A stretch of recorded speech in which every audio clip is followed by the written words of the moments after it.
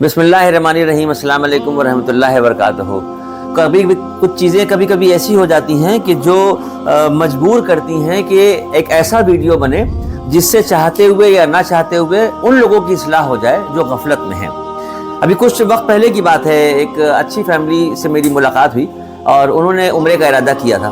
तो मैंने ऐसे ही पूछा कि क्या प्रोग्राम है, कैसे जा रहे हैं। तो पता चला कि वो 5 दिन के लिए, शॉर्ट पीरियड का उनका पैकेज था, तो 5 दिन के लिए उम्रा करने के लिए जा रहे हैं। और जब मैंने पूछा और मदीने मुनव्वरा में कितने दिन रुकेंगे, कहने लगे नहीं मदीने तो नहीं जाएंगे। मेरा तो दिल रो दिया। कैसे कोई ईमान वाला कैसे ये जुमला कह सकता है कि हम मदीने नहीं जाएंगे, मदीने से इनकार।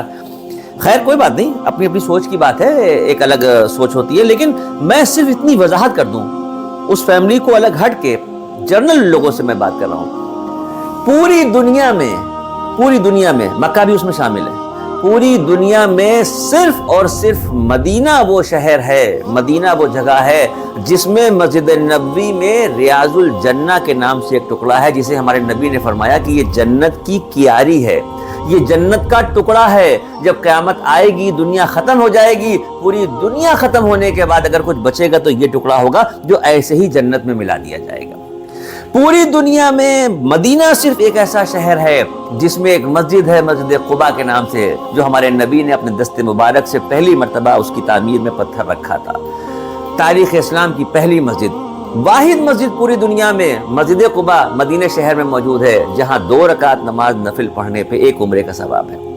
आप उम्रा करने जब जाते हैं, पूरी मेहनत से, मशक्क़त से, जज्बे से, जोश से, तमन्नाओं से दुरूद पढ़ते हुए, लब्बैक लब्बैक पढ़ते हुए आप हरम पहुंचते हैं, अरकान उम्रे की अदायगी करते हैं, तवाफ कर रहे हैं, सही कर रहे हैं और मकाम इब्राहिम के पीछे नमाज पढ़ना जो तरतीब है, दिल नहीं यकीन कर सकता कि ये कबूल हुआ कि नहीं हुआ। ये तो सिर्फ परवरदिगार जाने किसका उम्रा कबूल हुआ, किसका नहीं हुआ, ये अल्लाह जाने। मस्जिद कुबा में 2 रकात नमाज नफिल की जब आप नियत करते हैं, नियत बांधते हैं और पहली रकात मुकम्मल करने के लिए जब आप रुकू में जाते हैं, तो सीधे हाथ के फरिश्ते को ये हुक्म है कि लिख लो 1 उम्रे का सवाब इसका। ऐसे मुकद्दस शहर के लिए आप नहीं जा रहे, मत जाइए।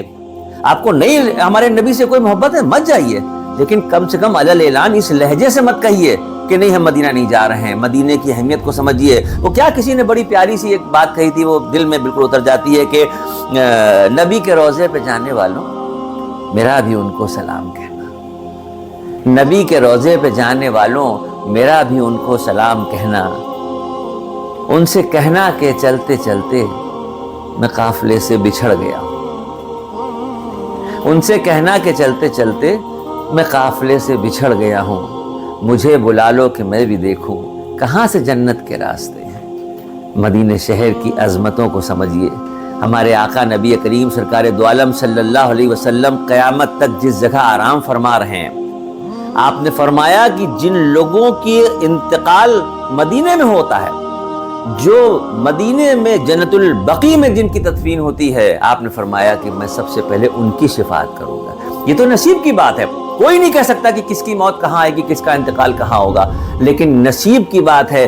दुआ करते रहना चाहिए कि मदीने मुनव्वरा में क़यामत तक आराम करने का मौका हमें भी मिले। अस्सलाम वालेकुम रहमतुल्लाहि।